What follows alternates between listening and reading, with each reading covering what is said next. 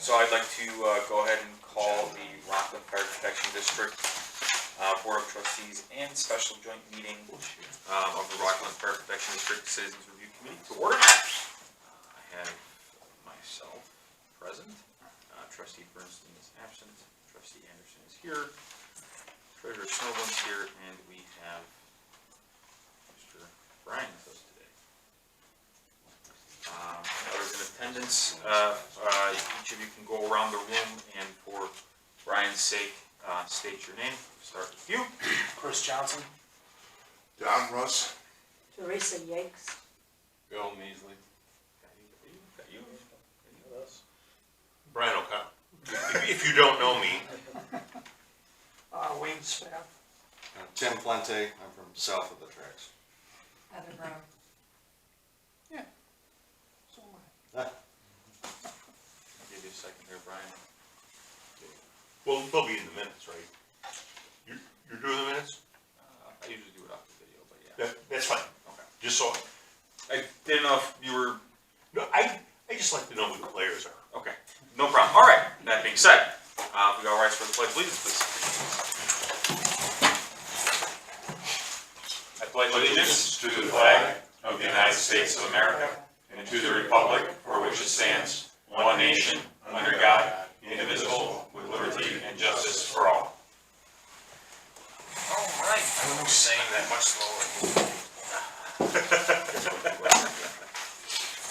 All right, moving on to item 3. Consideration of the minutes of the special joint meeting of the Board of Trustees of the Rockland Fire Protection District and the Citizens Review Committee for December 16th, 2019. Has everyone had a chance to review the minutes? Any questions, comments, concerns, corrections? I wasn't here, so.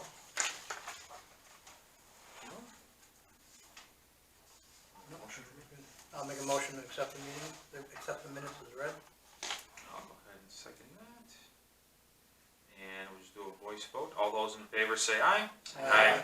All opposed? All right. And I'll go ahead and get these signed.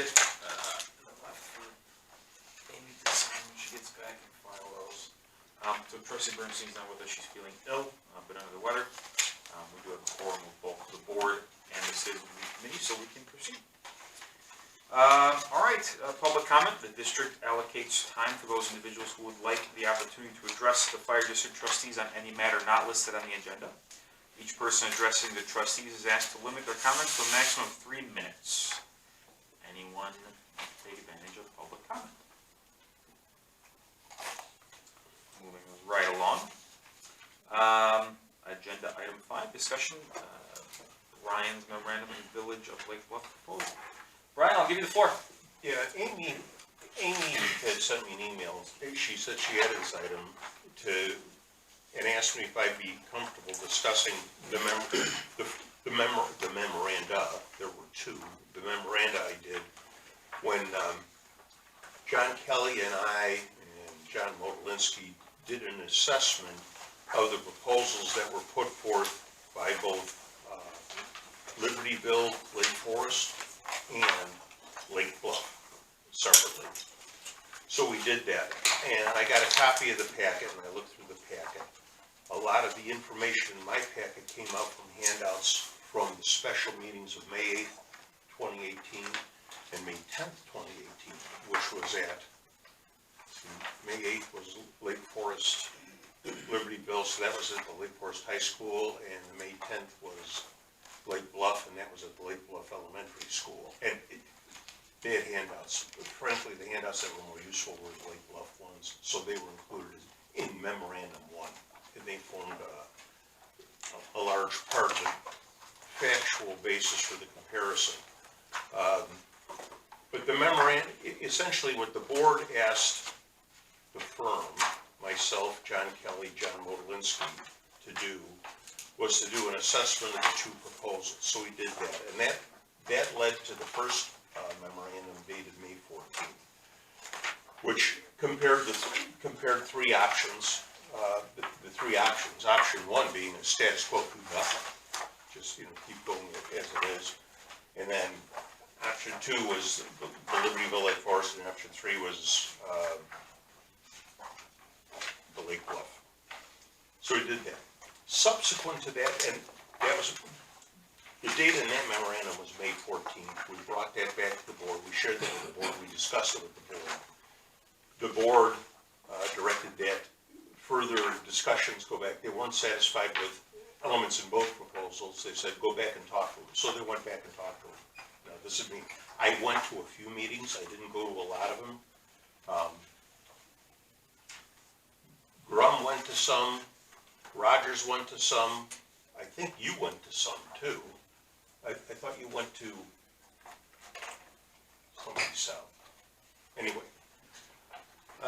Yeah, Dan handled, well, technically, Dan, I believe, was handling Lake Bluff, and Bob was mainly Libertyville, Lake Forest. Okay. Well, and that's in the minutes. I went through and looked at the minutes, and that's what it says. There's a division of labor. So they came back, and through, I guess, in July, we actually got a written revised proposal from Libertyville Lake Forest. Lake Bluff never submitted anything. Don't know why. But based on that, on July 8th, I did a supplemental memorandum that outlined some points and compared,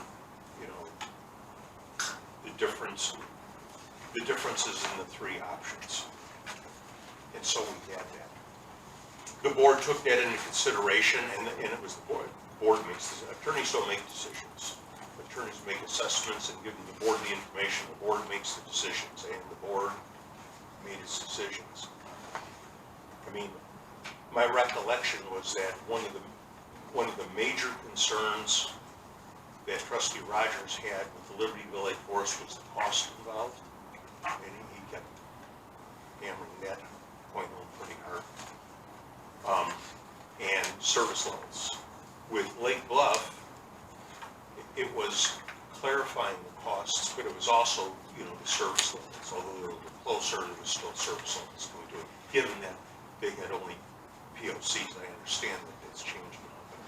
But at the time, they only had paid-on-call firefighters, which even Rockland had paid-on privacy. So, all that led from, we started in May, we went through July, and we had meetings in August and September where the board kind of decided how it wanted to go. And then I got marching orders to implement that. When they started the negotiations on the contract, there was one meeting I was at with Rogers, and Lake Forest was there, their village manager, and the chief was there, and the chief of Libertyville was there. And we talked about it, and he had that's what some of the concerns that he had about what the cost of what Lake Forest was going to charge. And there was some bargaining done to change some of the language. I don't remember the details, and there was some bargaining done. And it resulted in a proposal which I kind of did the proposal, I sent it to their attorney to kind of look at, to make sure, is this what the understanding was, and they agreed. And once we had that, I sent what we had to the 3 trustees saying, this is a result of the discussions for consideration. And it's how we got what we were. But I don't know if there's any specific, I mean, I looked through this packet that I got, and I didn't see by supplemental memorandum in there, so I was able to print one copy. I'm not in the office anymore, so I was able to print one copy, but I can give you that. Carl, I was talking to Carl before the meeting. Carl says he has a copy. Yeah, when we send it out, so PDF, he can send it up to you, so you guys have all the information too. Because really, to get our assessment of what the proposals are, you really need both memorandums, because the truth changed. You have the May truth and then the July truth. And you really need both to read both memorandums to kind of get an understanding of where it is now, how it evolved the way it evolved. Yeah. Sadly, too, there was, Lake Bluff did actually come up with some additional stuff. August, where they had two counter proposals, or I should say alternatives to the, the initial proposal. One was, rather than doing a partnership, to actually do an IGA, where, we would just do a contract with them, and, they would take things over. And the other was on the status quo alternative, which was, if we were to maintain status quo, they agreed, and I have it in writing, agreed to by the village manager, the fire chief, the finance committee chair, and the village president, that they would pay us $38,500 a year to continue to provide the services that we have been providing to them for the years. So that never went anywhere, but that they, with your, as you say, option one, maintain status quo, and then you look at it, and then like Buff is willing to pay us $38,000 a year to do so. That's never. And that was one of Roger's concerns all along, is we're providing the service like Bluff and not paying us anything. Well, I never saw that. But that's August after my July memo, so. It was after, right, after your assessment. That was sent to, The trustees and the fire chief, John Harlow. so all three trustees and Chief Harlow received that in August 17th? August 20th of 2018. May I get clarification? I'm not quite sure. Did Treasurer Snowden say that there were 2 Lake Bluff submissions to Rockland that are not in our 3-ring notebook? Yes, that's correct. In August, they came up with 2 alternatives to the proposal that. Right, one piece of paper with 2 alternatives, right? That's correct. Yes, it's a letter from Drew. Can we get those things? Yes. That'd be wonderful. Yeah, and that's what I was talking, to Carl, I didn't have that. And this one, I had to go digging through to find my supplemental. I did it, but I defined it, and of course my computer died, so and we just changed our domain name and the firm, so now I can't get access to my computer, So I can take an action and get scans of both of those documents. I've got PDFs. He- You got he's- PDFs? he's got it I'll already. send it to you. I've sent it to the committee. Okay. Well, actually, I don't have the committee as a, send it to Send me. Amy. Yeah, and then Amy will forward it on to So the both committee. memorandums will be sent out. Yeah, both Brian's. First assessment, the second one, and then the third supplemental paperwork with Lake Bluffs Well, You have the to first, have the first. the first memorandum's in the packet. in the packet. Second memorandum is not. It's not, okay. And then the second Lake Bluff proposal, right, from August. with the second document with 2 proposals, is not in the packet. So those 2 documents, we'll make sure to send out, should be this week. I don't see it, yeah, so, if you don't mind coordinating that, Carl, would that be okay? Perfect. Yeah, I'll So, do Jamie in the morning. we'll get that to the group. May I ask a question? So you said things changed between the May and the July opinions you offered. In May, option 3 was the least preferred. Did that change in July? Option 3 being like what we have.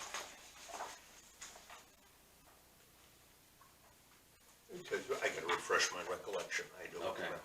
That's what's so startling, is that was the least preferred option, yet that was the option that was selected. If the group wants, we can take a short recess and I can make some copies right now. I mean, how many pages is that, Brian? 3. Okay. You want to take a short recess, I can run upstairs and make some copies. Sure. That's fine. Please. Yeah, Mr. Russell? I wouldn't read them, an email would be fine. I'm not gonna read the 3 pages for participation tonight, so. No, sure, but I'm just saying if anyone wants to refer to them, right now as we're having a conversation, I understand, reading all 3 pages right now, I'm not asking for that. I don't wanna hold things up if everybody else is willing to wait, that's fine. Okay. All right, we'll continue on, so, Can I ask Brian, yeah, a please. follow-up question? Yeah. So in While the agreement, Brian's reviewing. it stated that the board, Which this page is are from you on there? memory, the board took studied the matter and on advice of staff. Who is the staff? Great question. Because it says, on advice of staff, they found and determined that the village and city's provision, et cetera. So the opinion, at least the first one, It's contrary. was contrary to what was done.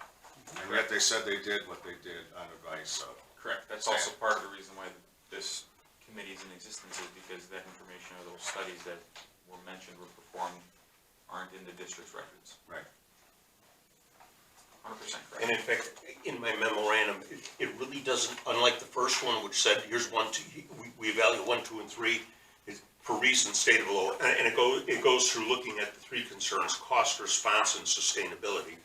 For reasons stated below, detailing the memo's recommendation to maintain status quo stands pending clarification of details. Okay. And that's, because it's like, you go looking at it, and you get more questions than you got answers, and it's like,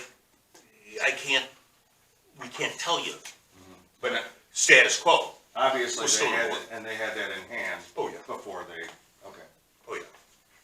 Because I mean, when I brought this to the meeting, I gave copies to them, but we also gave copies to members of the public who were in attendance too, because there shouldn't be secrets, that we don't work in a secret society. Ryan, I have a question for you Yes, sir. regarding your memorandum and your suggestion of saying status quo. Why did you feel that was best? Or, I mean, did you, did we talk to other fire chiefs? I mean, I know you said you pulled information off the documents provided going to the presentations from Lake Forest and Libertyville and Lake Bluff. I guess, how did you come to the conclusion that status quo, obviously dictating financial response at times, those basic algorithms, Right. I guess, how did you arrive on saying, So this is the best? kind of like the key, when John Kelly, John Modolinsky, and I kind of looked at this, we looked at, the response times max that Lake Bluff had included in its material. Those are the only decent response time maps you have. But I mean, common sense can help you. I mean, Rockland, the large portion of Rockland District is, the southern boundary is 176 and goes north up to beyond the railroad tracks up to like Aptekissick. It's a small little chunk of land. There's got a little chunk further north. Aptekissick, that's down. That's where you said So the large portion of it is here. Well, the only station in the district is the station. So if you have stations manned, that's a big if, but if you have stations manned and equipped, there's no way you can get better response times than if you have a station in the district. And I told this to the trustees, we told everybody, that's why. If you maintain this station as an operation, as it had been, you never had ambulance, you can't afford ambulance, so you always contracted ambulance. But if you kept an ALS engine, you could at least get paramedics on scene within minutes. If it was manned. Now, if they're out on another call, all bets are off. Optimal response time coverage for the district comes from 2 stations. This one and Libertyville 3. I mean, if they're manned, you can't do better than that because they're geographically the closest. The problem is, and I've worked with the fire district or 2 and a department and chief or 2, the problem is you can never guarantee that they're going to be manned. I mean, because things happen. That's the nature of the beast. So, and in our consideration, if you could have a manned station operating from here Within our district. within the district, Within the response district. that was the best response time. You had the money. Now, it wasn't necessarily the most cost effective. I mean, your tax revenue is about $650K a year, and your district covers about a square mile. $650K for a square mile. Libertyville's or Lake Bluff's is like 5 miles, 5 square miles, and they get much less. And cost effectively, you're paying for the service. I don't know if that's a bad thing though. But that's not my decision. That's why, that's a decision for policymakers. And that's why, we thought the best service came if you had the ALS engine, you maintain the status quo. Do you need all the other, well, whistles, bells, and lights, I don't know. But having that engine with an ALS crew was a big thing. And that's why we said, that's a big thing. The other thing, our firm does work with probably more fire departments in Illinois than any. So that's what I was gonna ask you, Brian, so you're pulling your information from this. How many years have you been representing districts, and how many districts do you and your firm represent? Or have you represented over the past, I mean, you just retired, congratulations. Yeah. But I mean, you're not doing divorce attorney and I then doing this started, at I started in '04. Okay. And In how fact, I many- started clerking with them before that, but '04 as an attorney. And, Jesus, Addison started back in the early '90s. So your firm's been doing it for 30 years, and how many districts do you guys represent? Hundreds, Hundreds of districts in the state of Illinois? hundreds, Okay. yeah. I mean, I don't remember if the last count was like 350 or, 400 or something. And they range in sizes. I mean, I used to come here. I used to go down to Deerfield. Deerfield is a little different than Rockland. Who knows Trust anything about you? You know, I would go here, I would go to Beach Park, but we all go to other places, but they would send me up to these ones because I lived in Crystal Lake, and it just makes sense if you go to evening meetings, you got a short drive, then Sean Flaherty lives in Oswego. Well, that doesn't make a lot of sense to send a guy in Oswego up here, So you try to assign people geographically, assuming the board is amenable to it, because it's ultimately the board who decides. They're the final veto, or vote, or approval. So, we have, I've done everything from collective bargaining, God bless, I have my fingerprints are on a lot of things. But that's why we thought that maintaining the status quo provided the best for the Rockland residents, but that's not the sole concern, because it was also response times and what about fiscal accountability, where do we get the biggest bang for our buck? And I tried to outline that in both memoranda. The first one perhaps a little more in detail because it was a level playing field at that point, and then you get an amended one, which you guys, how does it sustain? But like I said, I had as many questions, and when I talked to both Kelly and Modelinsky, they had as many questions as I did, and they said, well, here's kind of our initial gut feeling, but we really need more details to make a real assessment. And will we see that second memorandum, did it also recommend status quo? At the end? That's, I read this. Yeah, just, Okay. For reasons stated below, the memo's recommendation to maintain status quo stands pending clarification of details in each proposal noted below. So we went through and tried to identify, here's the gaps. If you want to continue talking, here's the gaps. That was after reviewing the revised from all three parties. Okay. Well, I never got the Lake Bluff one. Not the yeah, it was prior to Yeah, that second, like. Mine is done July 8th, and theirs is done like a month later. Understood. Thank you. They kind of sum up the memorandum in the Lake Bluff. Yeah, I mean, there's a bunch of details and questions, and I put a little chart, Yeah. I talked to We'll the get that trustees, out. if you wanted to do this, what sort of information should you be asking the chief of any supporting district? Harlow, if it's the chief of this district, or any other district, what sort of questions information should they be providing to you, so you can ascertain for yourself, are we maintaining the standard that we need to maintain for our residents? What's our response time? What's our average response time, And I'll tell you, I am living proof of the golden 6-minute rule. I mean, 8 AED shocks didn't get me back. It was the ER that got me back. I mean, they tried their little buns off, but but I'm only here because the guys kept at it. 5 times in the ambulance and 3 times in the ER, and then something kicked in, and I told him St. Peter didn't like me, but he didn't send me all the way back. He only sent me half. Oh, I gotcha. Just quick, do you approve that they received the Lake Bluff, revised proposals? I don't know. We just have papers that we I- don't know whether the Well, board actually. Carl's a trustee, so if Carl got it, I Okay. gotta assume, Yeah. and he said it's addressed to the trustee, so I'm It's assuming. a So then you have formal Mr. letter, and I'll Grum send you a copy of And, it.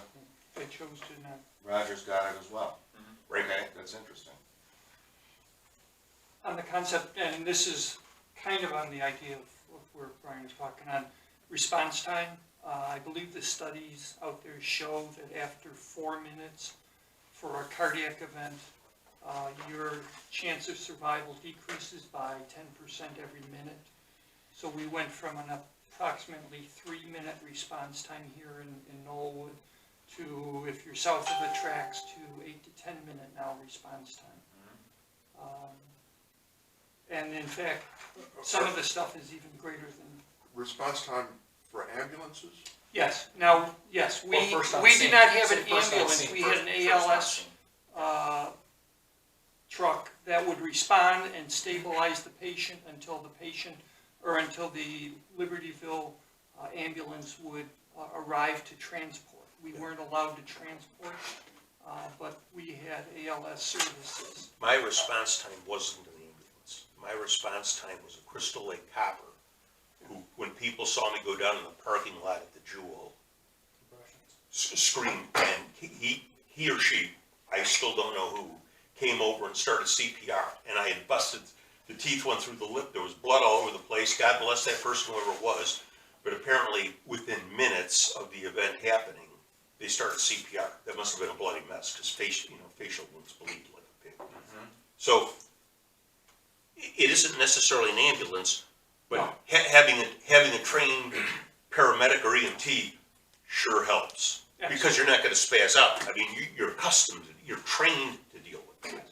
So just to clarify, an ALS rig can do pretty much everything an ambulance can except transport. Which is what the license this or the Knollwood Fire Department possessed a Yes. ALS. state IDLPH issued non-transport ALS license. Yes. Is that correct?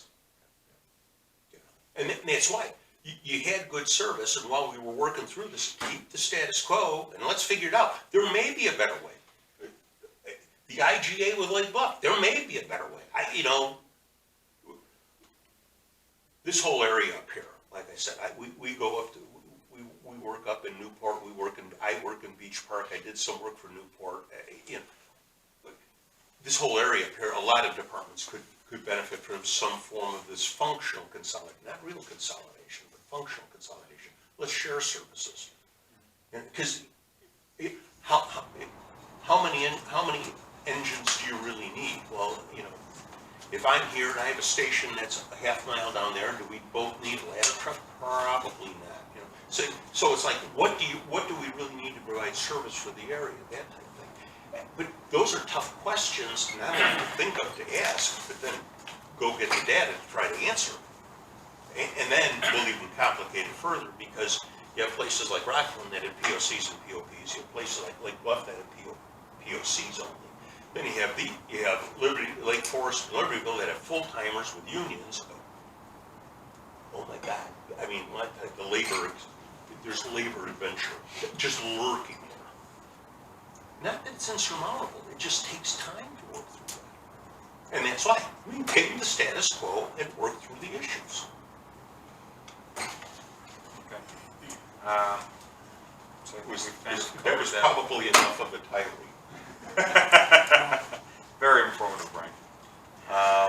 Okay, so we'll move on. We kind of already touched on it a little bit. We'll move on to agenda item number 6, contract review and discussion. So I'm going to assume everyone did their homework and reviewed a nice little packet here.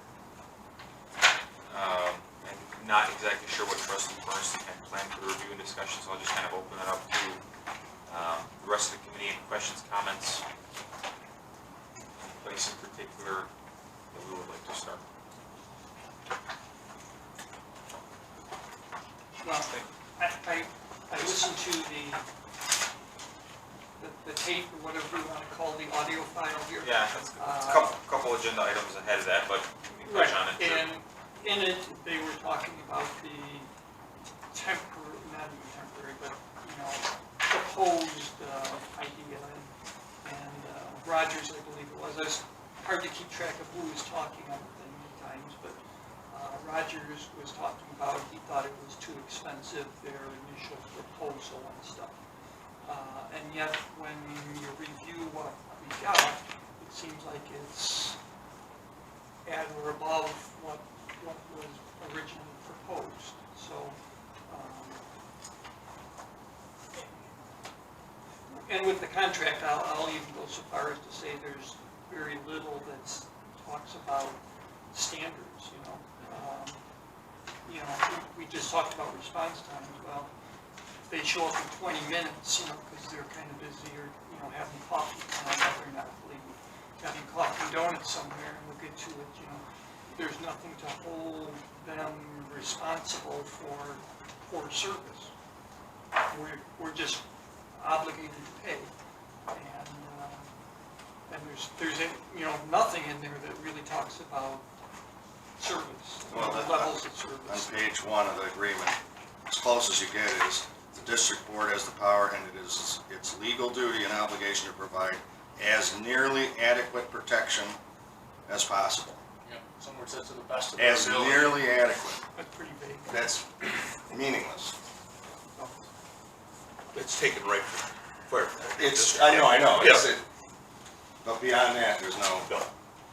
Actually, it's a little worse. I think it's in page 3, bullet 3, which I think this is my copy. That's when they're blacking out, right? Yeah.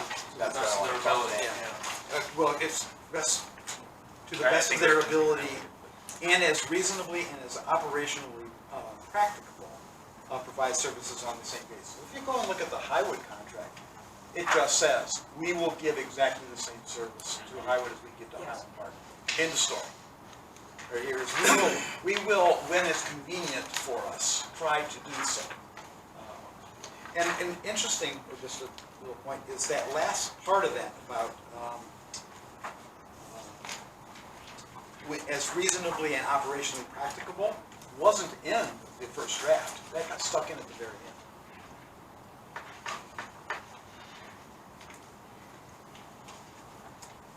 Well, because I'm looking at, there's a provision of termination, paragraph 12 on page 8 of 12. That talks about termination for periods of time and termination for cause.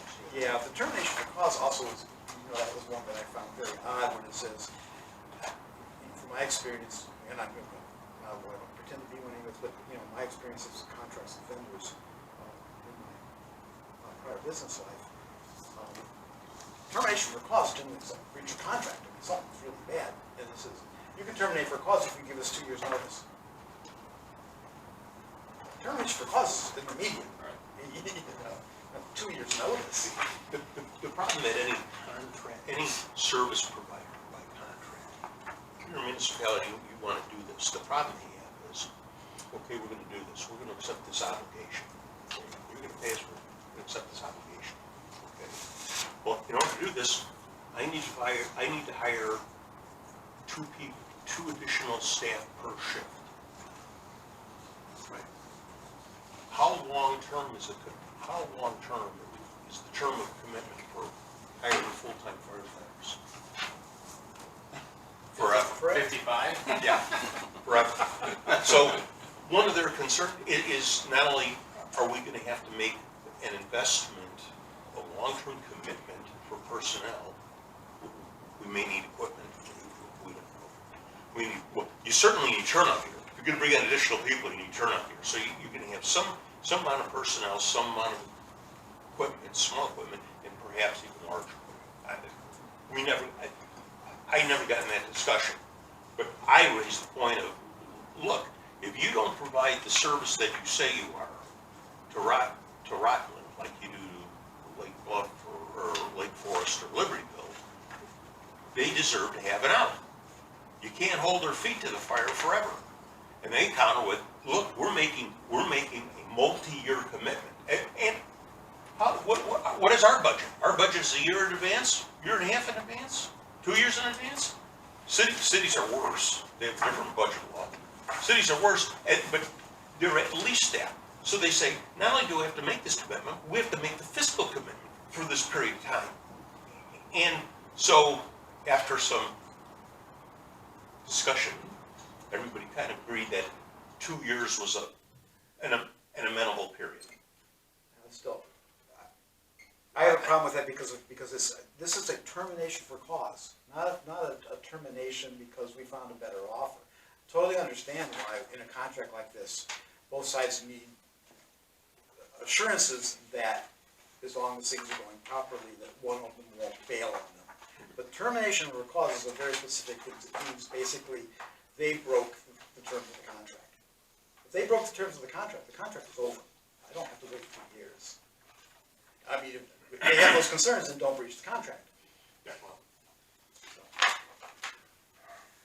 Is this really a concern, though? I mean, I heard Member Spath say something about donuts, which I assume was facetious. It was.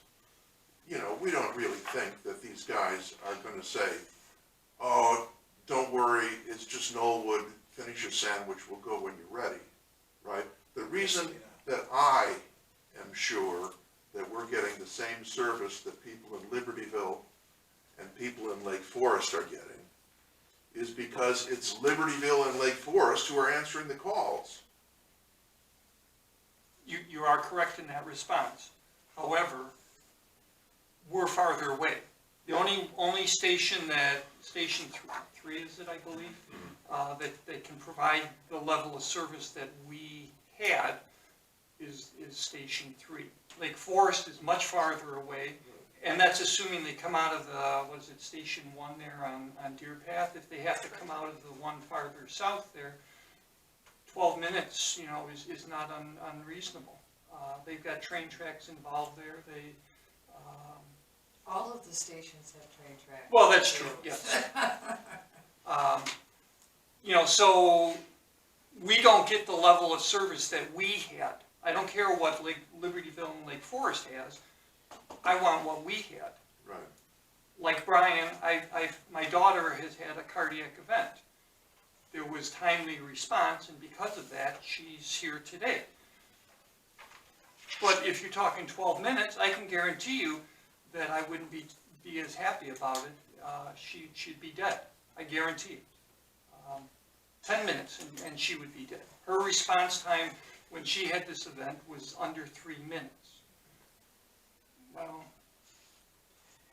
And Don, to your point, in no way do I believe that the two fire departments are in any way giving us less service I agree. than they possibly can.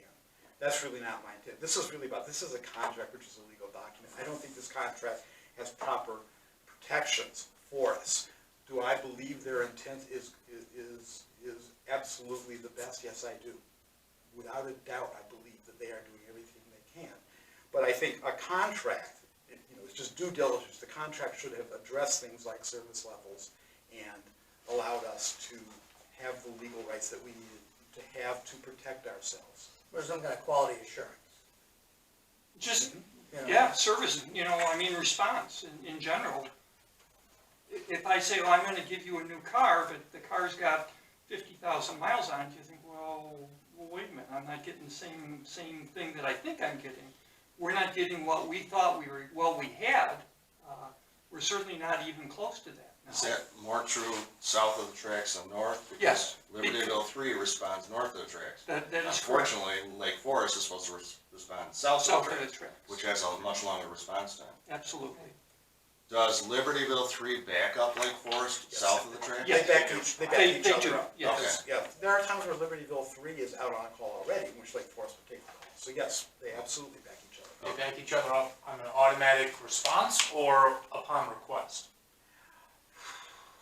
Because there's a substantial Yes, there is. difference I think in calling for help when you're there. commentary I've heard from the two chiefs, I never heard either category specifically used, but their descriptions would suggest it's more of an automatic response and not.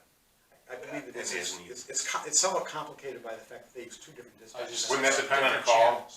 How they do, if they do a response, It's not automatic. automatic response, Yeah. but they know that they know each other's status. So I think, I believe, I mean, you can double check that, if, for example, they know that, if, you know, the junk company in Station 3 is out, then they will dispatch Lake Bluff. It doesn't require a call from Libertyville to say, hey, can you cover this for us? But it is, like I said, it is complicated by, there are two different dispatch centers, but the chiefs have been saying that they've really done a lot of work to get that to be pretty seamless. Question, why was this decision made before we decided between, we all got our letters, 5-digit address, 3-digit address, we all know about this situation, right? We're going from the 5-digit to the 3-digit. Why did we make this change before that change happened? Because aren't both of our stations really confused now about where we live? They're not. They're not confused, during regular meetings, we've had the discussion regarding the addresses, and there's, what was it, 12, Carl, do you remember, Dave? 12, maybe 20 residences in the Yeah, there district was a that had handful. 5 digits versus 3 or 4. So There's they had that. actually probably in the neighborhood of 60 to 50 addresses that are in the middle of being changed right now. Mine is one of them. Our 5 neighbors met with the chiefs of both of the fire departments, and they are having problems locating our homes. Contrary to what they've informed the board in previous meetings. Well, Surprising. the change needs to be made, I mean, anybody who has a 5-digit address, it's very confusing because Sure. Libertyville is employing people who live in Chicago. We're not talking about local firefighters who know the map of our area. They're looking at their GPS to try to find our homes. So we're losing that human touch of people knowing their area really well. So I'm really confused why we did this massive change with our fire department before we cleared up our addresses and installed all of this new first aid response that's happening The right now. address and ordinance that was pushed by the county. Two Correct? Well, I think the state did part, as part of the whole ESTB thing, the state required That's right, and that's then right. the county then issued the ordinance. So why did we make this change before that even happened? Why did the previous board decide to go under an IGA? Yeah, Part of the why? reason we're here.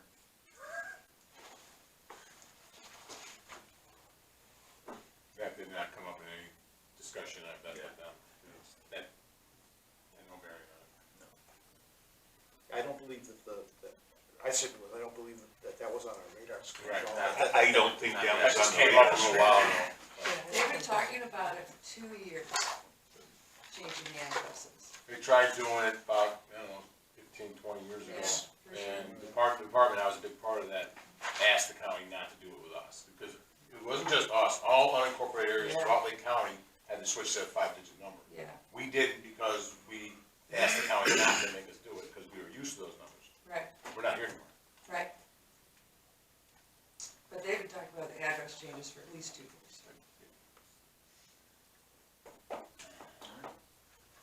Any other comments regarding the contract? Page 5, Of page 5 of the the contract. Rockland IGA? Yes. Or the Hardwick? It talks about the allocation of funds. This was just a thought that, something that we could talk about, or if it's an equal share or equal split, the annual service fees between both districts. Is that 50-50 between Lake Forest and Libertyville? It's supposed to be. I believe That's it Supposed is. to be. Right, Well, because, so Carl, please correct me if I'm wrong. We cut one check quarterly, right? And present it to, Basically, all the administrative work is really done by Lake Forest. So they get the check and then they pay Libertyville.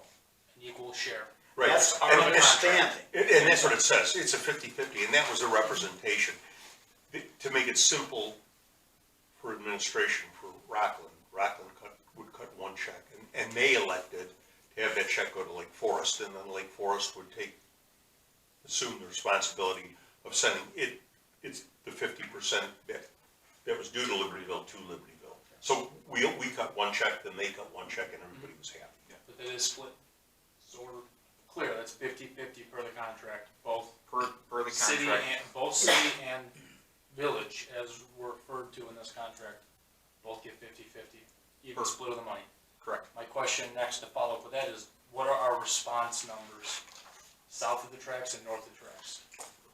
Because it says in here also that they give us a We had a monthly, summary of that last, they give us a monthly, yeah, they give us a monthly, last month we had, I'm sorry, not last month, last week.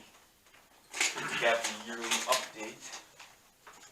so that'd be interesting, right? I mean, to see what the response differences are between what Lake Forest is providing, number of responses, There absolutely is and a the number of difference. responses Libertyville has. It's very, very much, there's a lot more calls. All right, it's all Lake Forest. Yeah, pretty much, yeah, very, very much more. I have a friend that works for Lake Forest, and I'll leave him nameless, but he says that they're doing probably in the neighborhood of like 65–70%. We'll find out the hard numbers in All just a right, moment. so, I thought, trustee Bernstein was going to email these, but maybe I was mistaken. But I will absolutely make sure after this meeting, these are sent out to the committee. So Lake Forest, for the year of 2019, so that's a full service year, not a contract year, but a full service year. That's January to December 31st. Correct. You're saying? Okay. Correct. For 2019. For 2019, 159 calls total. And that's every kind of call. Yeah, That's I every ambulance, does it have a broken down of what ambulance? It does, so I can go in order. 3 fire calls. They had 3 fire responses? Yes. 1 overpressure or rupture explosion over Yeah. heat, like, 124 rescue emergency calls. Were those transports or just EMS responses? Does not specify. Falls under the 300 for a firehouse, so Mhm. it could be anything. So it could be an invalid assist, help, I fell down, pick me up, or it could be a cardiac arrest. Correct. Okay. Um, Can we get clarification on that at all? Ever? Absolutely. I can absolutely get the clarification, or at least make the request. 7 hazardous condition, no fire, 400s. 5 service calls. 3 good intent calls. 16 false alarms, false calls. And that should be everything. And there were, let's see, mutual aid to Libertyville for all of 2019 was 7 calls. So Lake Forest responded with an automatic aid as per the contract backup response rate in 7 calls last year. Correct. So of those 159, 7 of those calls were, It's not clear. okay. It's an addition But we know that or there were including. seven times Lake Forest sent a second response vehicle to help Libertyville. Correct.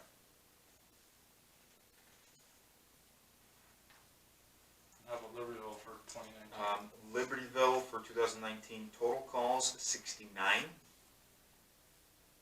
So exactly 90 less. 0 fire, 0 rupture, 43 rescue and emergency calls, 7 hazardous condition calls. So that, actually looking at that number now, my guess is since Lake Forest responded to 7 hazardous condition calls, no fire, Libertyville responded to 7, and Lake Forest had 7 in mutual aid, I would guess that 7 correlates to that. 8 service calls for Libertyville, 6 good intent calls, 5 false alarms, and then, and that was the total. Mutual aid to Lake Forest. Rescue, so they broke it down not just as a total, but by which incident type. 28 total, Libertyville to Lake Forest. 3 of those were good intent calls or canceled en route. 25 of those were rescue emergency calls. So 25 times they provided a backup vehicle. Correct. And that money's split evenly, just so we're all, That money is split. do they give you a fire prevention report as well? So you know, call it the Fire Prevention Bureau and give you an annual inspection of all your commercial properties within our district. We need a report out. We've not had a report on that. Because we do have- Verbal report out. the district, They Oh, do yeah, do yeah. one out. the district does have an obligation, right, to inspect all of our commercial Yes, fire they alarm did. handling? They gave us a verbal report out, I believe it was in December. Okay. Yes. Was this year? Yeah, those services are detailed in this contract, that's a part of what they Yes, provide. yes, and they did provide that, they said that, very minor, say issues, all pretty much corrected, but Do we yes, know- that service was provided. Do we know the total number of properties that Lake Forest provides, fire prevention services to compared, or inspections, annual inspections compared to Libertyville? Libertyville, just going off my memory, there's nothing. A gas station. They were a gas station, there's Yeah. one, and the rest, of course, would be south of the tracks. Safe to say, over 90% of our commercial space is controlled by Lake Forest. Correct.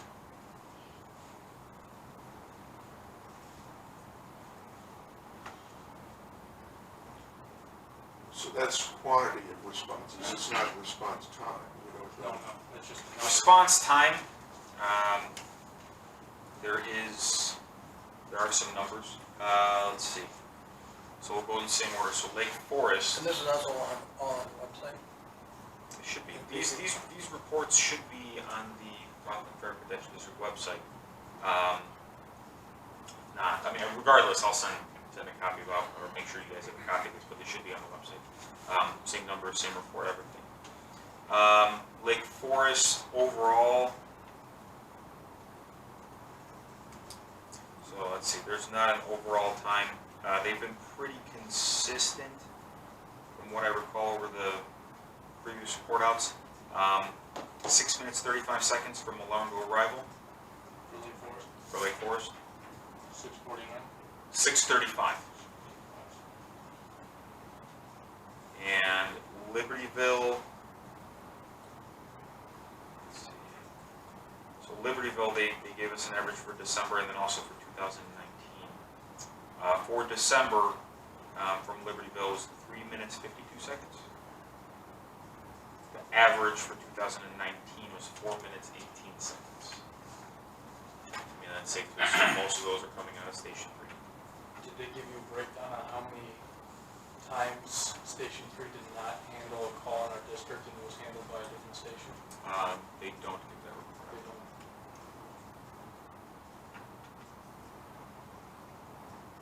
4 minutes is a long time to drive from Station 3 to In Foster. 100 yards across the road. Maybe they pushed it.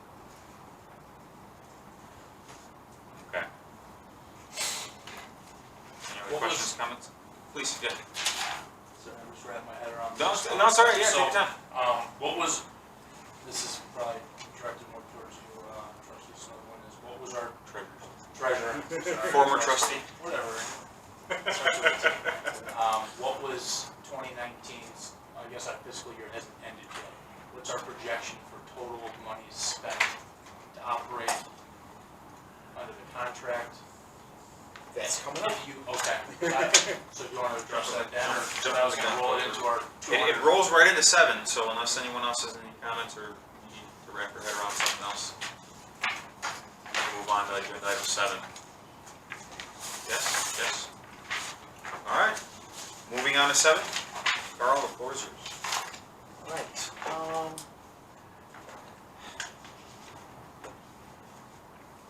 where was all this? In the handouts, there was a copy of the budget ordinance for the fiscal year 2018. So this would be actually fiscal year 2019. So May 1st of 18 through April 30th of 19. This is this was the second budget ordinance that we did that year because of the pending contract. We normally do the budget in July, so we had done one. But the building, yes, it's not sold or leased, it's not producing any revenue for us, and we basically have a mothball. We know that that's very unlikely to be the case, that particularly with what IDOT is up to, we may very well have the building sold within the next, Can year you or the explain year what after. you mean by that, what they're up to?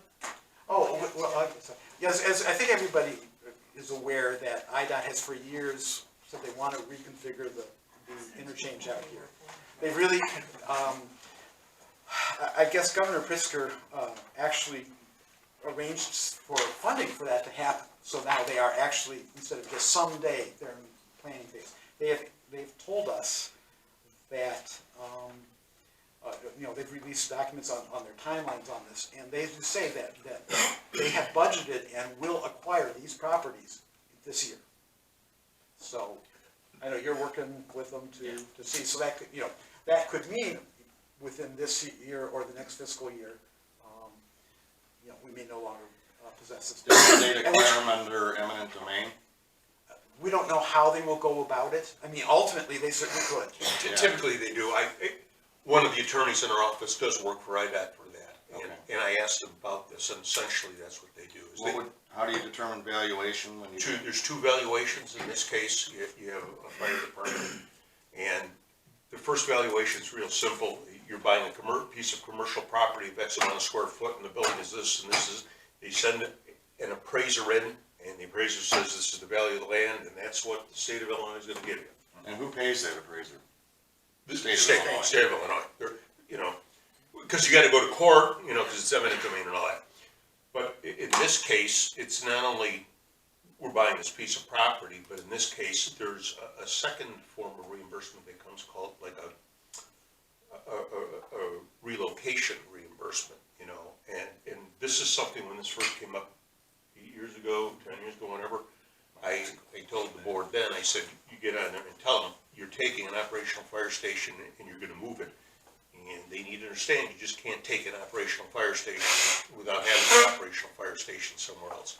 Well, that truth has changed a little bit, but there's a fee to relocate the service to another site. Is that still relevant? That's still, well, yeah, you still got this, I mean, We're not operating out of here. and if next week they passed an IGA that said Lake Bluff, put an ambulance here, you're operational again. Okay. So I think there's a This is Illinois. there's a lot to it. There's a lot that goes to it. The other thing I will tell you though, is having worked, I've worked with a number of contracts, departments building stations, and I've always told the board, I said, you can kiss the idea of a Taj Mahal right out the window. The $7.5 million station, which I've seen built, ain't gonna be happening. I mean, the realities of the department, you've got a 1 square mile district, with X number of people. You don't need the Taj Mahal that has more equipment than you could even fit in this bay. So, you'd probably, when they talk about that relocation fee, it would probably be more proportional to what your need is. You're not a Deerfield, type thing. So, but there's two reimbursements. One is what's the property worth, and like I said, that's a very straightforward action. The second one on what's your relocation allocation, that I don't know. That's voodoo and black. And can the first valuation be contested if you feel that it's too low? Because I worked with this guy, his office was right below me, and I'd go down and talk to him, and they'd go in and bicker, and there might be some bartering, No. but you're dealing with the 800-pound gorilla, and the state says, no, what are you gonna do? Yeah. Mr. O'Connor, is that first valuation, the words I didn't hear you use was fair market value. Is that what the first valuation is supposed to be? It's what's the appraised value for The this appraised commercial property. value is appraising the fair market value, that's what the appraisal is for, right? Rockland is in a unique position in that we have recently established the fair market value in the marketplace. Their own adjuster's gonna come out. Yeah. Won't even take that into account. Well, he may look at it, Right. but the state of Illinois will retain an adjuster who will come out and make their determination, and that adjuster they'll go to court with that adjuster. And certainly, if that adjuster came in and said this was worth $250,000, and you went in and said, we just had an appraisal done, it was worth $650,000, that's something the judge could take into consideration. Well, let me give you this example then. Let's say that Rockland sold this place for $980,000 to the rug merchant. And then Illinois went to the rug merchant and said, we're taking it from you. They'd have to pay him $980, wouldn't they? I mean, how could they avoid that? They'll send their appraiser out, and the appraiser will make his appraisal based on his criteria. So Brian, we're kind of getting Yeah. off topic. I mean, a lot of good information, a lot of good, clarifications for us how IDOT works. But, we're getting way off topic from the purpose of the meeting, so I'd like to kind of rein it back in. Mr. Ross, Brian, if you don't mind. Going back to Carl's presentation. I don't know if we finished up where we left that. We kind of went off on a nice little tangent there, but Yeah, no, I let it go on for a little too long. this projection doesn't, it doesn't take into account, what's going to happen in the building, because, this was done 3 or 4 months ago, at which point we didn't know. I mean, we knew the building was up for sale, we didn't know that IDOT was so imminent. So that was the best you can really do. Obviously, it changes once you know that. But the big thing is with that, as you look at fiscal year 18-19, you'll see that the revenues listed here are that revenue number is the same as the revenue number on the other projection, except it's different by $5,000 a year because of the North Chicago. Okay, but also here we see sale of assets. Basically we got just a little bit less than $275,000 from the liquidation of all the assets of the department, other than the building. So that raises our reserves, obviously. Selling the building was also cash. It will go to our reserves. But the more important thing is that so that's the pile of cash. But we still have the projection here of what our expenses are going to be, and again of the revenue, which is basically taking our revenues now, which is the majority of which is property taxes, a few other little odds and ends in there, and trending them up by 2%. They are fairly in balance with each other. In this one, again, we do the kind of typical thing where we trend the expenses up by 3%, and we trend the revenues up by 2%. So over time, you see our cash flow starting to really decrease to where we're only positive by $11,000. But I would say that that's close enough to say that they're pretty much in balance. And in other words, the expenses are really keeping with the with the revenue, and I think that was very much when and it was really late Forest who put together this, Bob Kiley, when they came up with the number. That's really what they looked at is what are our revenues and try to make it basically neutral. Now, that being said, I do think, as we said, if we sell the building, we drop $90,000. We probably can drop another $10,000 in utilities and other operational expenses. So some ballpark it at maybe $100,000 that you can reduce it. And I wouldn't be surprised if some of the other things that we have, like the district administration is legal stuff and insurance and other things, but that could probably drop a little bit, as we go along. But at the end of the day, it's still within the kind of projections that you can do, they're in balance, right? So what I would see sitting here is we get rid of the building, we probably drop the levy by about $100,000, and then we'll adjust everything from then on will stay the same. I think I've made this comment before too, is that under the outsourcing, one of the things is there's much less financial risk, right? In terms of, you don't have to worry about, once you have the building off your hands, you don't have to worry about expenses, unanticipated expenses and vehicle replacements and much of anything else. So you really can project pretty tightly what you're getting. Whereas when you're operating the fire department, year after year, all sorts of things can come up. But the flip side to that is, also now you don't have any risk, you also have no control whatsoever.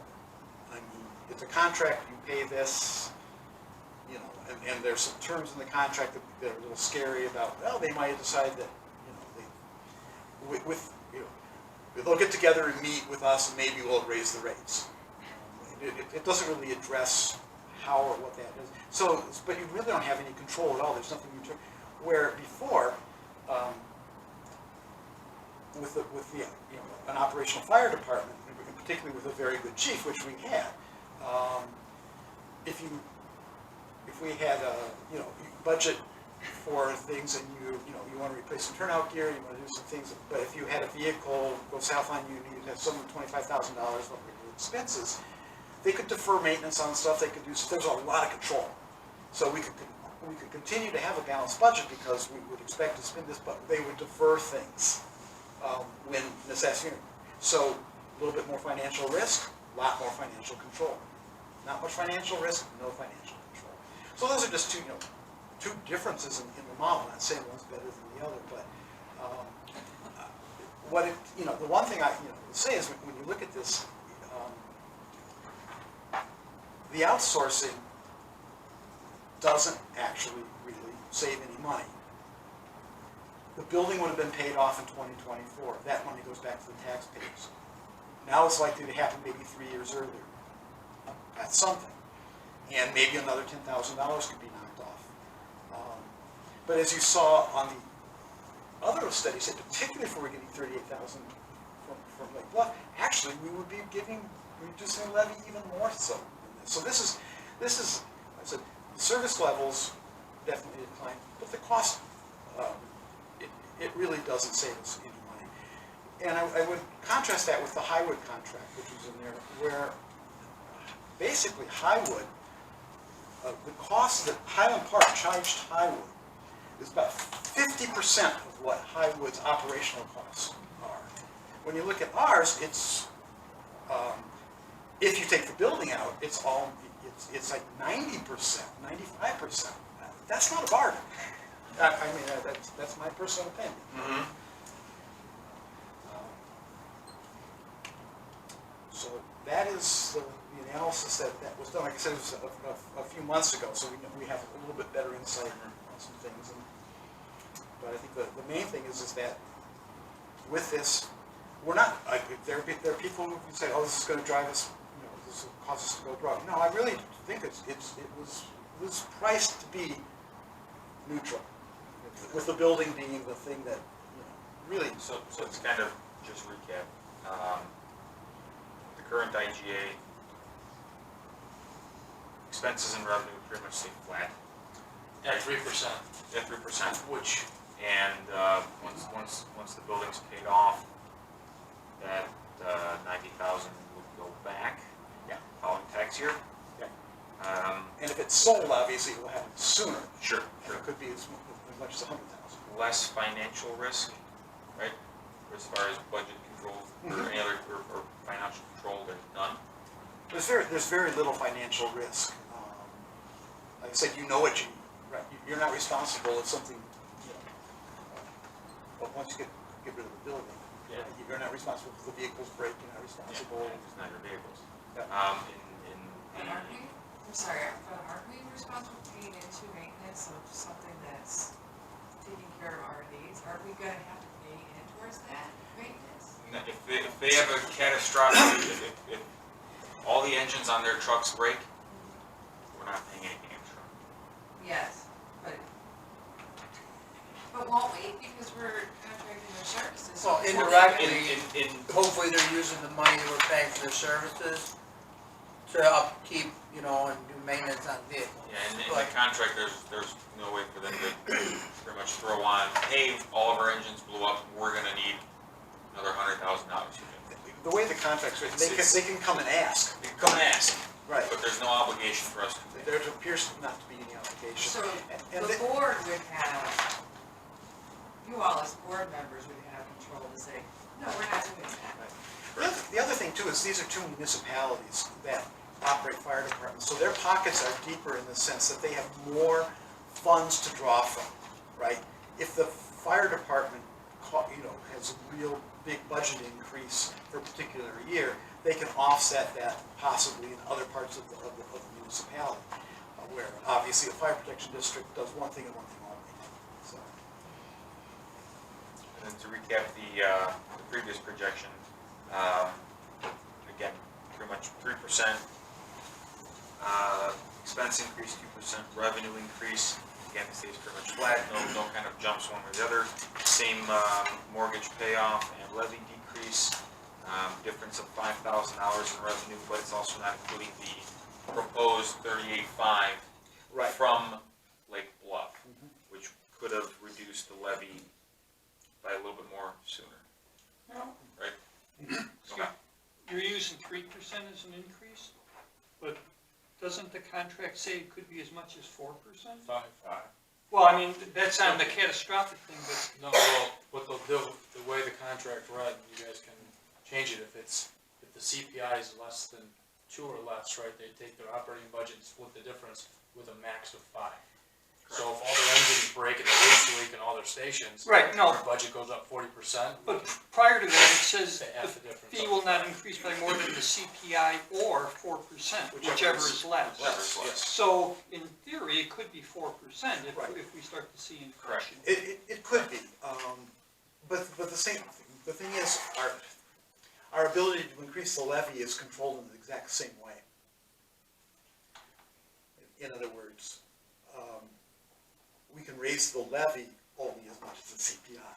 So if the CPI is 4%, then we can increase the levy to Okay. let's say increase the expense. So they're controlled by exactly the same thing. So, and again, it's just a projection. And I was looking historically over the last 10 years or so, we've been running somewhere year over year between 2 and 3%. So.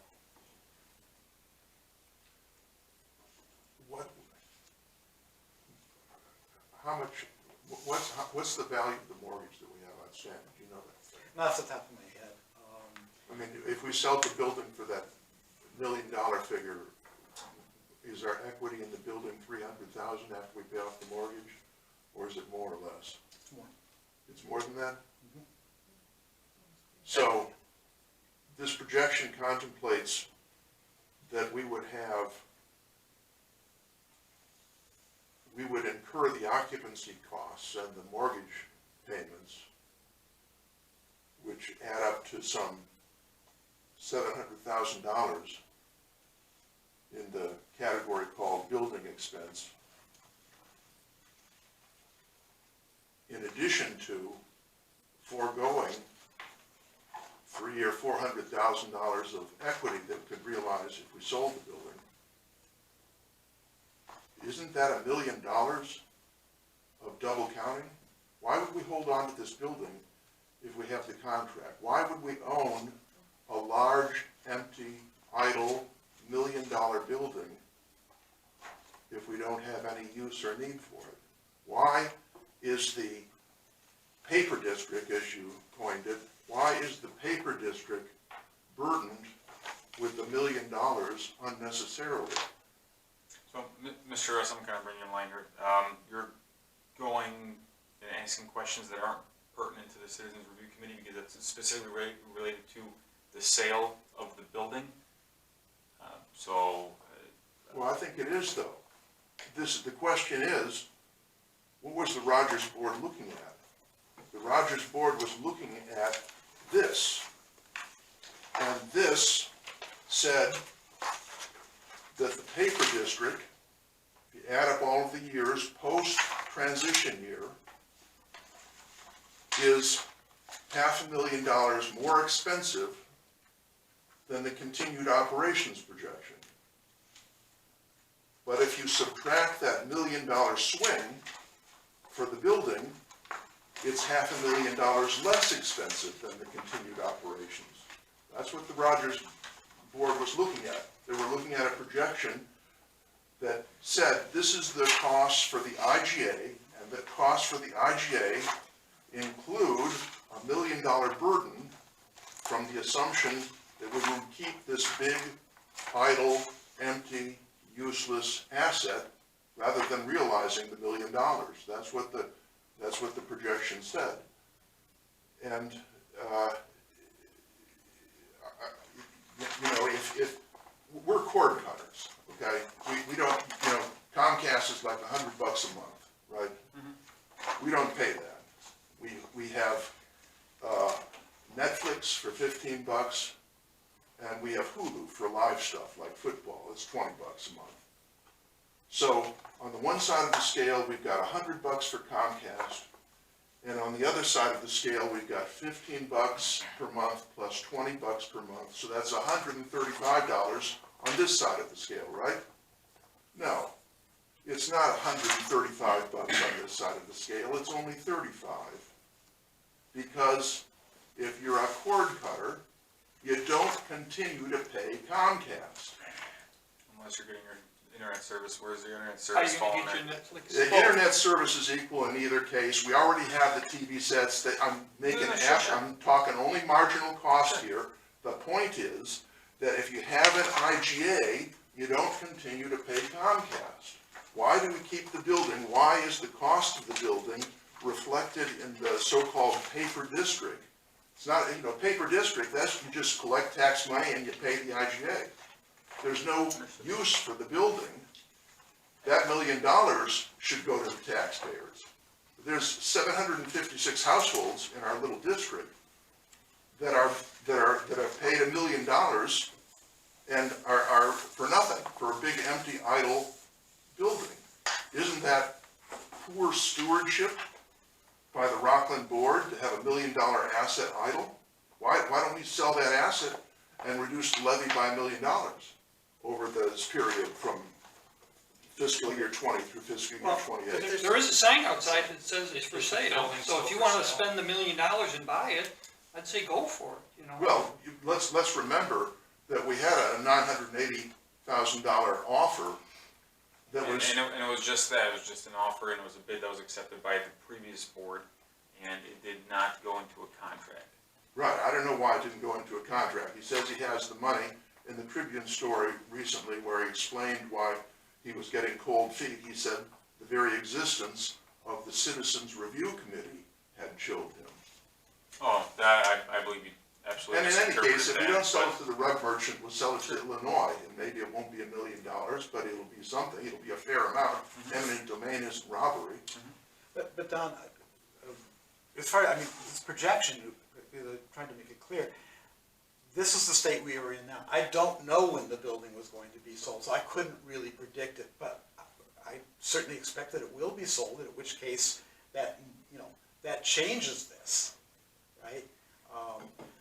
The one thing I will say is it's not that simple, you know, we will have a lot of cash. I have my ongoing expenses and I have my ongoing revenue, and then I got a pile of cash.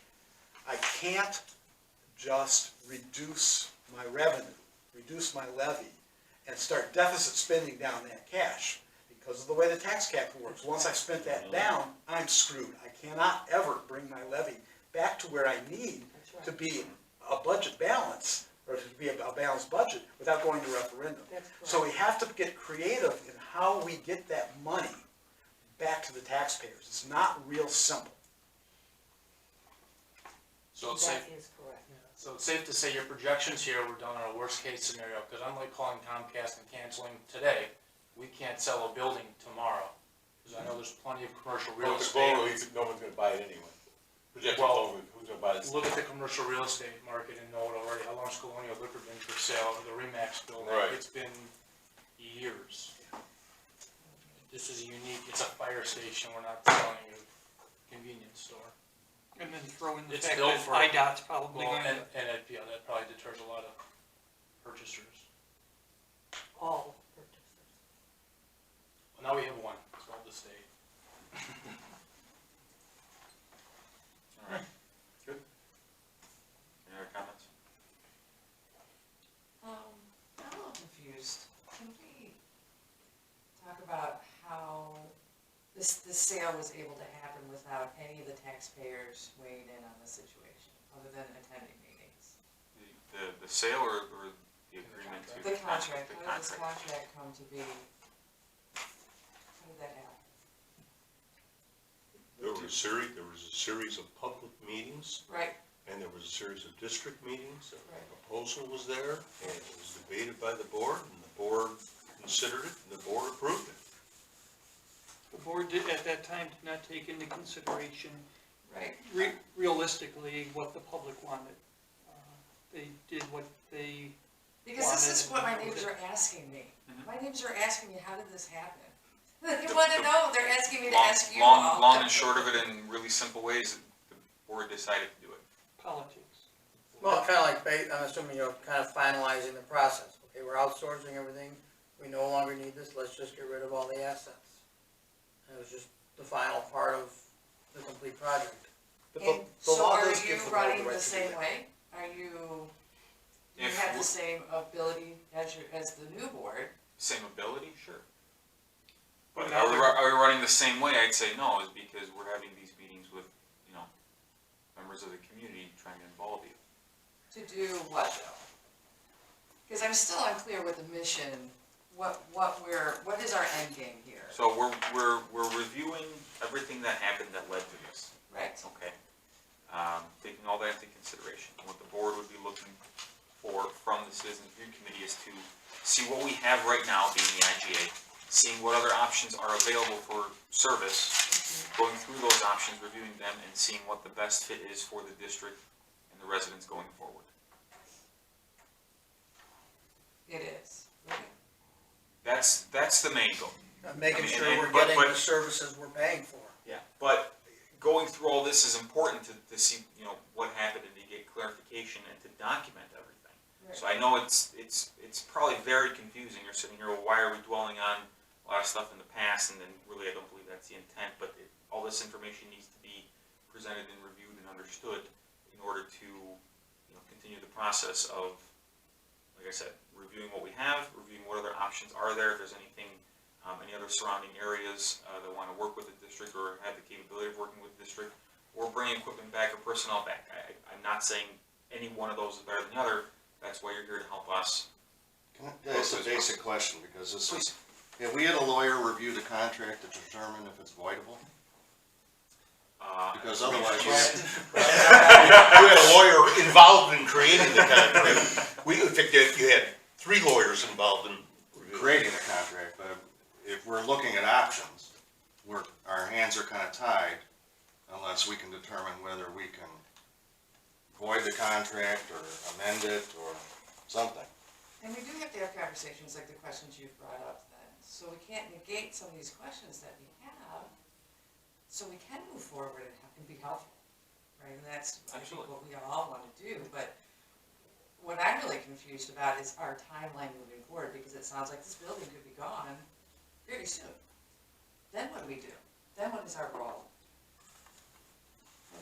Well, as mentioned earlier, there'd be funds from IDOT to compensate for the building, and then for whatever is considered in the relocation. So, depending on how fast IDOT moves, which it's the state, it's probably not going to be terribly fast.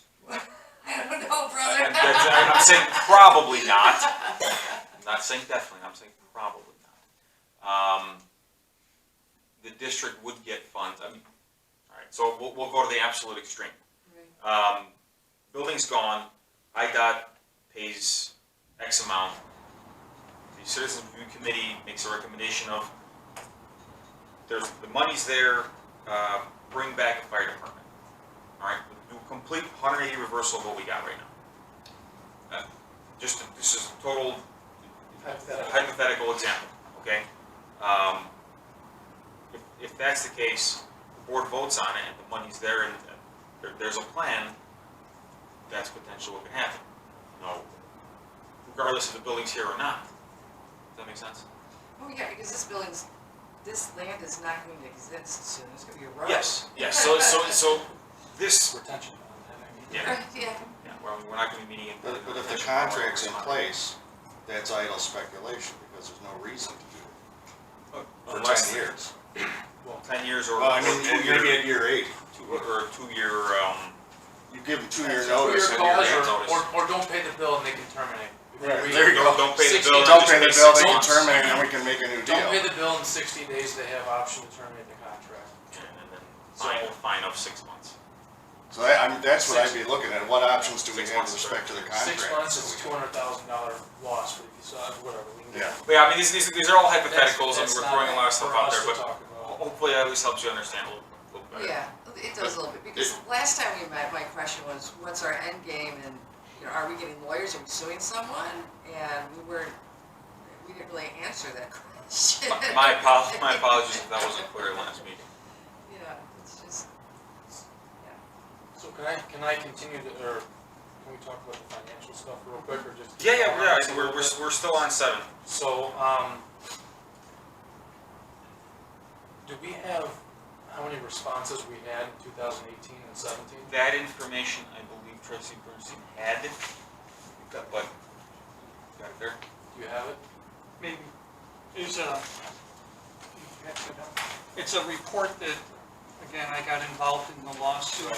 So I guess that a was a simple report thought that would be we how many emergency responses does the Rockland Fire Protection District have in its last year of existence? What I was told is that we had 469 from January, October, the year we closed. 2017, we had 748. And in 2016, we had 565.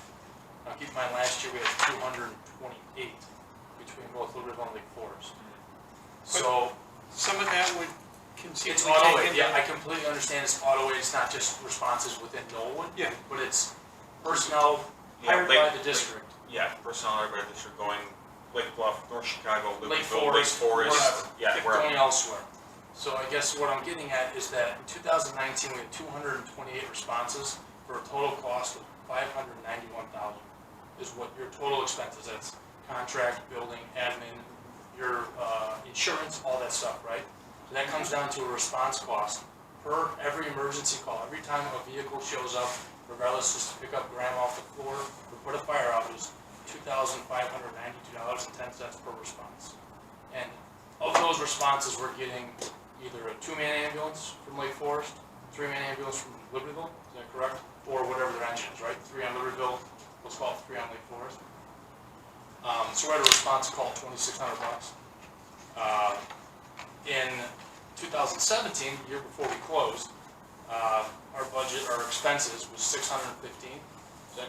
Is that correct, Carl? Actual expenses in 2017. I know it's. Yeah, these should be actual. Right, and that's what I pulled off, it was $615,000, that came out to $822 per emergency response. I understand those aren't all in our district, but they're still our personnel responding. We talked about what our responses is to an ambulance call within Rockland's district. That was an ALS engine from Knollwood with, I believe, 3 personnel.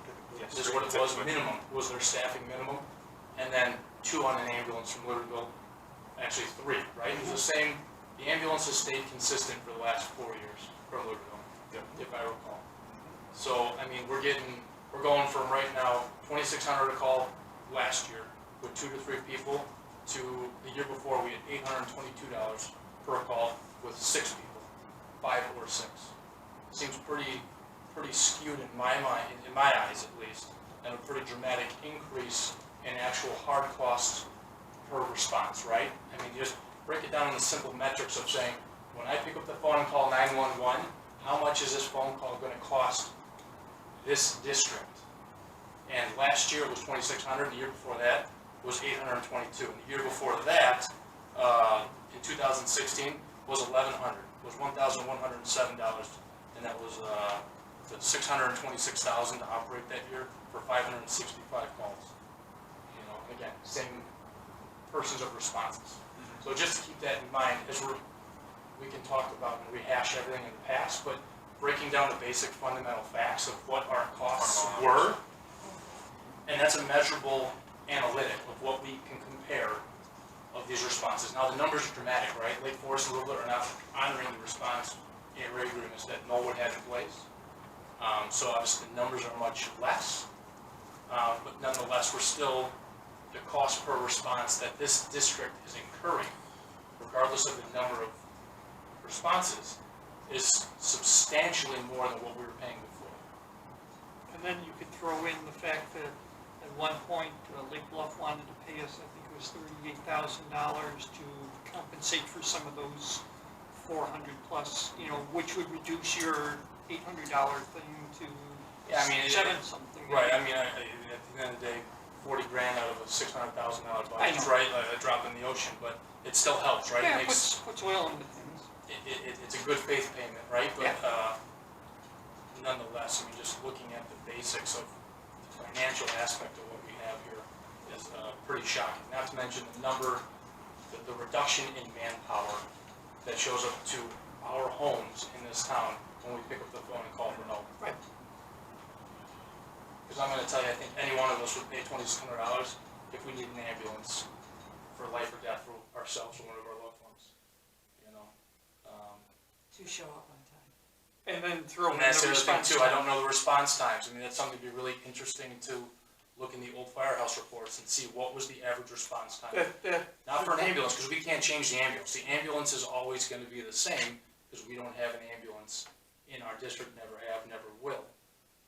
But first unit on scene, providing advanced life support services, which is what that engine was. That's what makes a difference, right? Because as we heard before, minutes matter. That report will show you your response times. There's I'm not sure which page it's on, but Bruce went into a pretty extensive through Freedom of Information. He dug all this stuff up. And the response times are pretty significant difference. But then some people don't care about response time, it's just purely about dollars and cents. And like you say, we can do it, or did it for $800 a call, and now it's costing us $2,600. So how's that benefiting us? And again, we can say that those numbers are skewed because we're doing more automatic aid to other municipalities, but nonetheless, this district incurred that cost. There was a cost per response, you know, so that cost was diluted over more responses, helping others, and what do we receive back in mutual aid? I don't know these, we're just talking about this openly, because it's worth noting.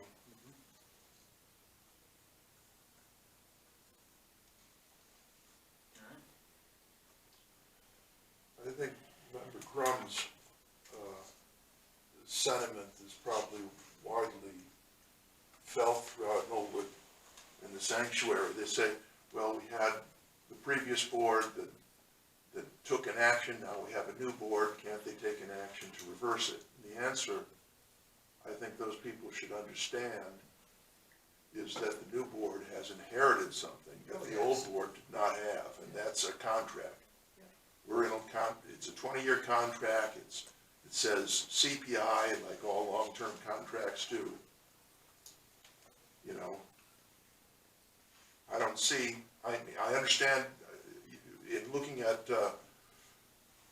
Mr. O'Connor's memo, I saw a kind of a brainstorming list of advantages and disadvantages without weights, and the question was asked, you know, how did you develop your preference, and he focused on response time, and that's what I hear lots of people talking about, response time.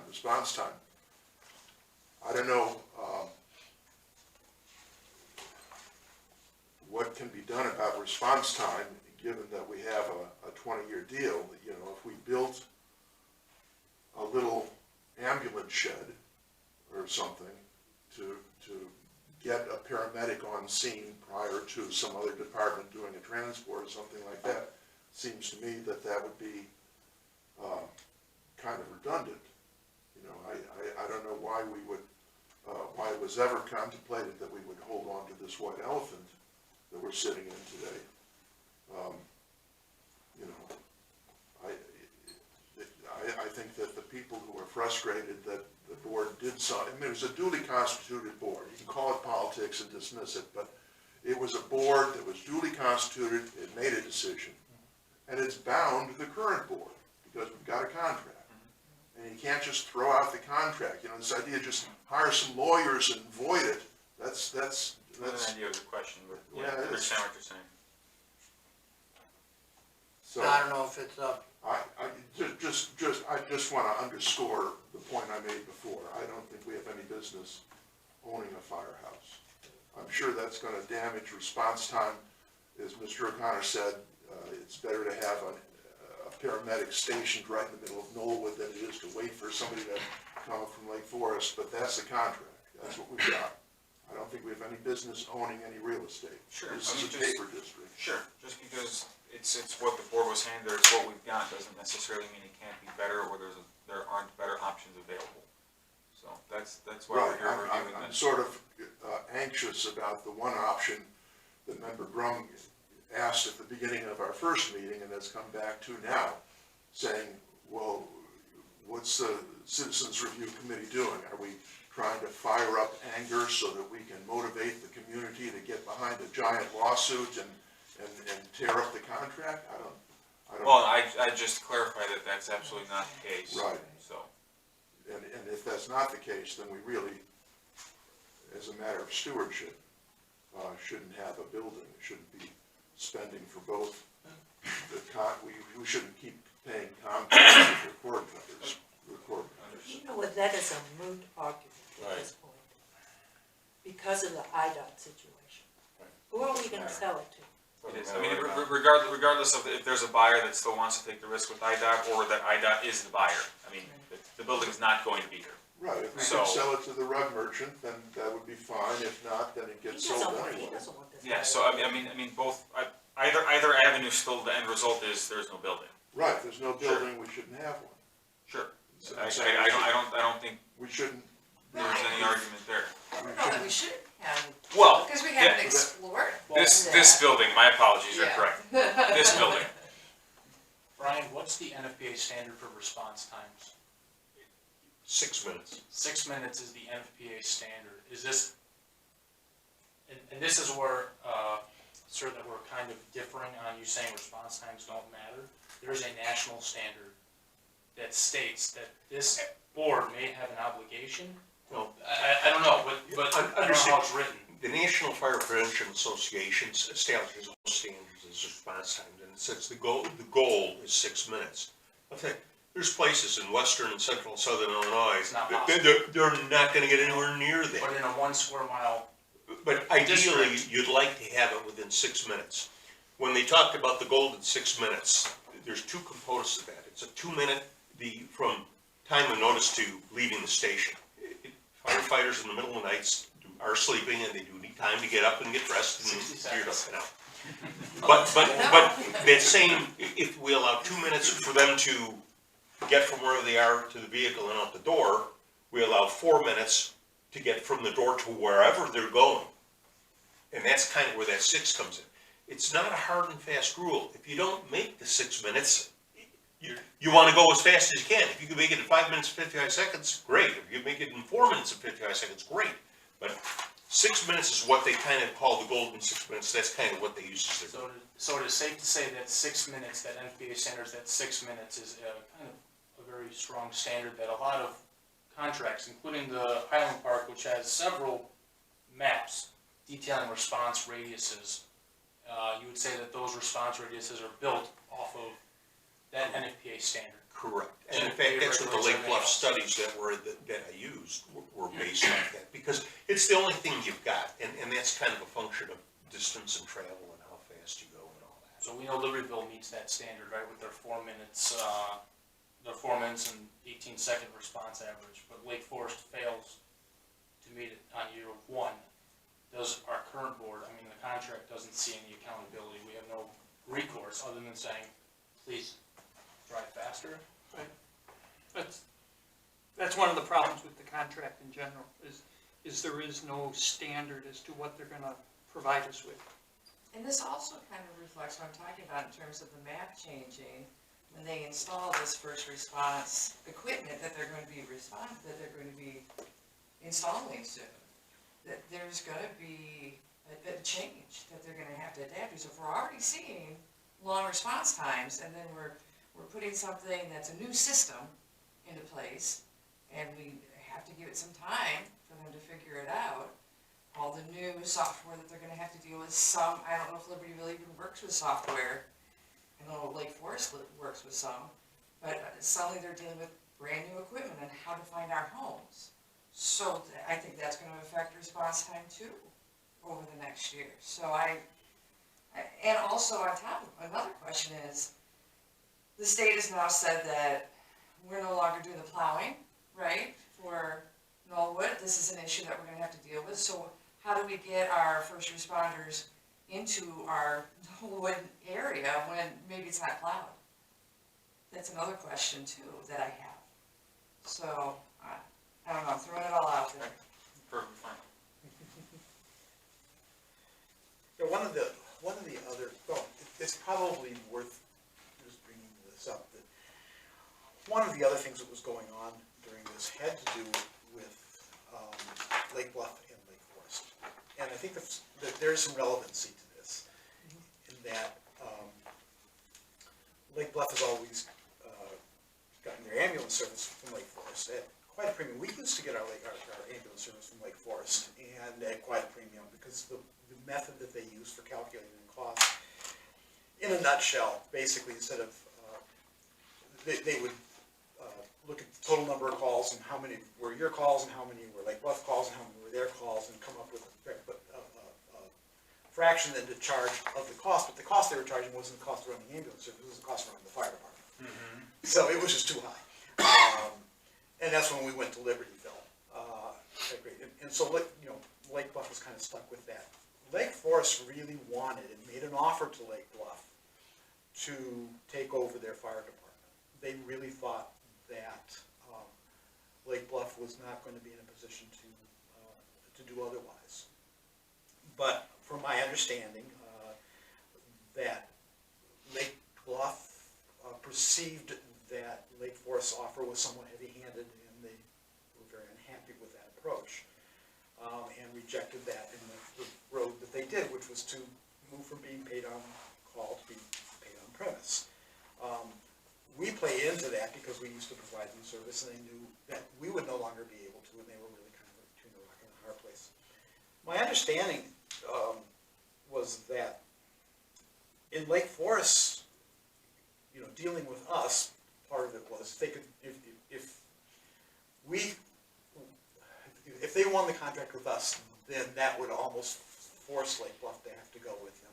The other, though, was Lake Forest, unlike Libertyville, with their contract, they are allowed to have paid on-premise firefighters in addition to their career firefighters. Libertyville cannot under their contract. I think Lake Forest was hoping that they would get some of our firefighters, and that they would put an ambulance in Lake Bluff that would help service us as well as Lake Bluff if they got the contract with Lake Bluff. Which gets to what I think you kind of started with this large thing, is that consolidation should be actually functional consolidation, where the various departments in the entire area get together and figure things out, which was a road that we were on. I was meeting with the mayors and city managers of Lake Bluff, Lake Forest, Highland Park, and Libertyville on a regular basis to talk about that very thing, until this came up, and then it just all fell apart. But that's something, again, to look at how, what's really a problem for us. The problem for us is south of the tracks, Lake Forest is just too far away. If down the road, maybe we can help mend fences between Lake Forest and Lake Bluff. Because Lake Bluff right now is really angry, doesn't want anything to do with Lake Forest. But the idea, again, of getting another ambulance company stationed up here would help improve. So that's just another facet of some of the things that we can be exploring, and why it helps to understand the whole lay of the land of how this happened, because then you can see maybe there are some opportunities to improve service without negating the contract. So there's a lot of different moving parts here. So, just building off of that, is the idea of maybe housing an ambulance somewhere in Knollwood? Is that something that we're going to explore? That certainly was one of the thoughts, with Lake Bluff's proposal, was that it would have been basically, it was a joint partnership, kind of operating as a single fire department, in that there, we'd have the two stations, they could do change of quarters.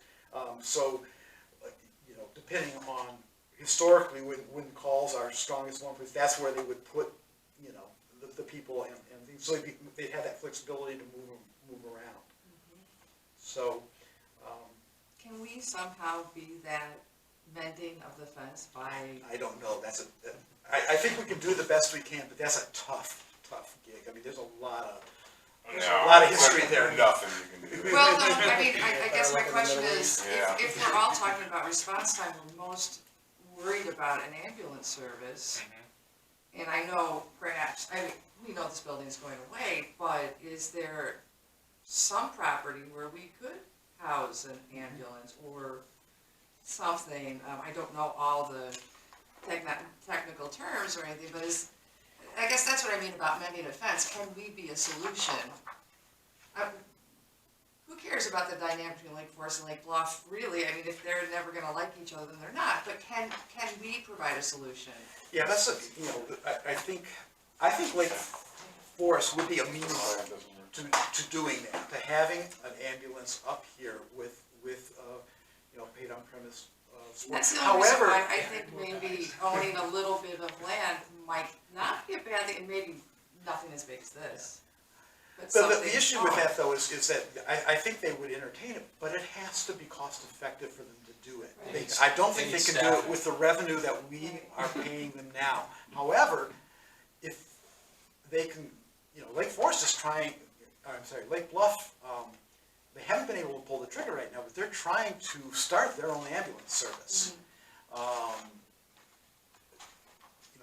Which I don't know if they're gonna be able to or not, but, if they gave that up, so that then Lake Forest could be sure they were going to continue to get revenue from them, right? Then plus what the revenue they're getting from us, that might make it cost effective for them to do that. But I can understand, for Lake Forest, at the end of the day, they can't just put an ambulance and a crew up here unless somehow it generates revenue to cover its expenses. But obviously, Lake Bluff is a factor in all of this. Well, sure, of course they are. Alright.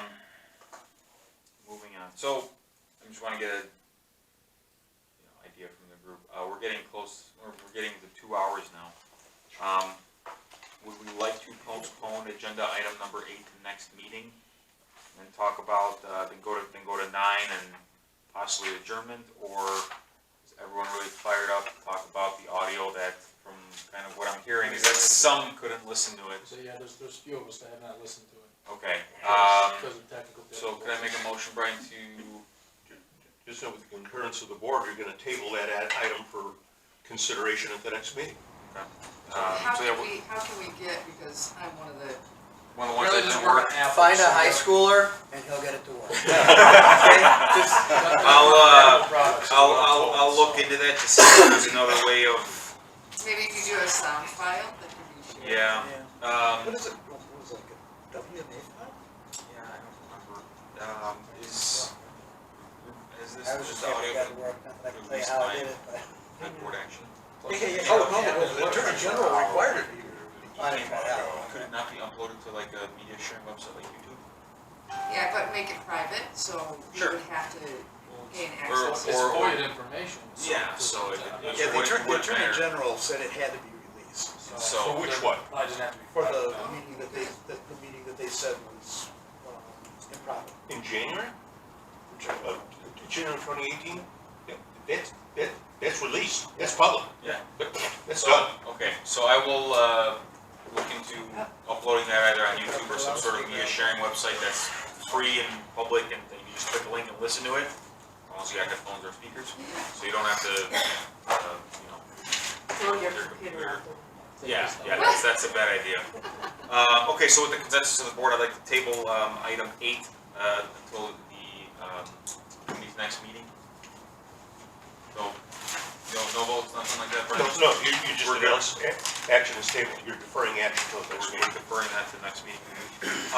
Next meeting of the CRC. Let's take a look at our calendar.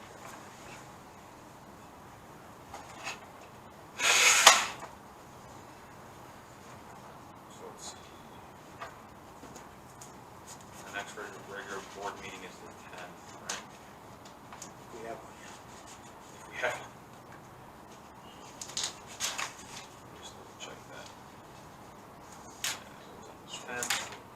So do we want to continue with the same trend as having it the Monday following the regular scheduled board meeting? So in this case, that would be February 17th, which is President's Day. Well, this is Martin Luther King, so. Might as well keep up with the holidays, Yeah, right? it's just. Or the 17th. The 17th, 6 PM. Any objections? Everyone good with that? It crimps people's ability to do a 3-day weekend if they have the day off. Do you have the day off? I don't. Just start on Thursday. All right, so next meeting, February 17th, 6 PM. And with there being no further business, I'd like to make a motion to adjourn. you'll make the motion, I'll second it. Or, I'll let Bill. Bill seconded, voice vote, all those in favor, say aye. Aye. Anybody pose? Do we have an agenda?